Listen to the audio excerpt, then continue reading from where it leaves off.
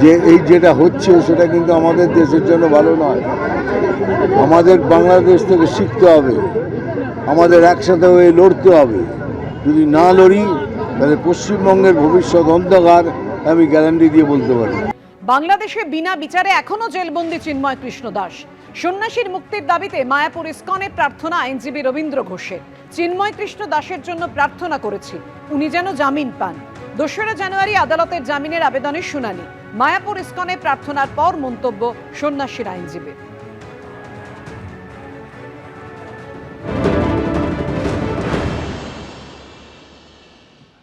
কাছে আমাদের একমাত্র প্রার্থনা, আমার বিশেষ করে, আমি যাতে 2 জানুয়ারি 2025 চট্টগ্রামে চিন্ময় প্রভুর বেল অ্যাপ্লিকেশন আমরা মুভ করব। আবার আমরা আশা করি বেল জজ সাহেব গ্রান্ট করবেন। আমরা ওইটাই আশা করি, প্রার্থনা করেছি যাতে ওই দিন চিন্ময় প্রভুর বেলটা হয়। এটাই ভগবানের কাছে প্রার্থনা করি, যাতে করে মানুষের উপকার হয়, শুধু চিন্ময় প্রভুর নয়। আমরা সকল মানবতার জন্য লড়াই করি, আমরা সকল প্রাণীর জন্য আমরা রক্ষা করি, আমরা সকল সম্প্রদায়ের জন্য আমরা লড়াই করি। এটাই আমাদের প্রার্থনা হবে, যাতে সকল মানুষ সুখী হয়। হিন্দুদের উপর নির্যাতন এটা আজকে নয়।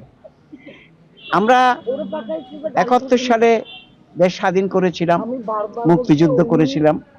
ওই সময় থেকে অত্যাচার এখনো পর্যন্ত কমে নাই, কম আর বেশি। কোনো আমলে বাড়ছে, কোনো আমলে কমছে, কোনো আমলে।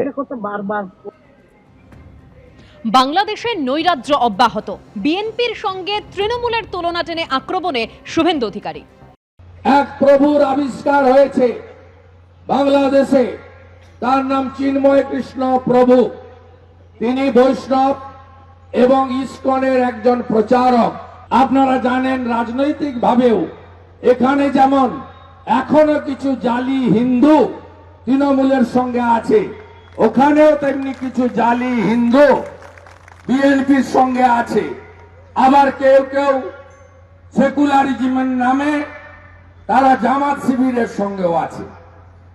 এই প্রভু চিন্ময় প্রভু গোটা বাংলাদেশ ঘুরে ঘুরে সমস্ত হিন্দুদেরকে এক সূত্রে বাঁধছিলেন।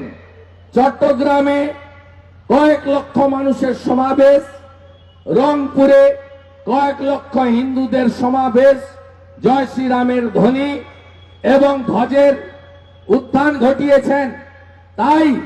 তাই সেখানে মৌলবাদীদের সরকার, মোল্লা ইউনুসের যে সরকার, জামাত এবং মৌলবাদের সরকার, জঙ্গিবাদের সরকার, সেই সরকার তাকে গ্রেপ্তার করেছে, অন্যায়ভাবে মাসাধিককাল জেলে আছেন।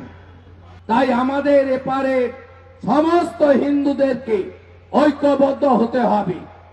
এপারে যে সরকার আছে মমতা ব্যানার্জির নেতৃত্বে, এই সরকার মুসলিম লীগ 2, এই সরকার তোষণের সরকার। এই সরকারের আমলে পশ্চিম বাংলার হিন্দুরা কেউ শান্তিতে নেই। আমি মায়ের কাছে মাসির গল্প কি করে করি।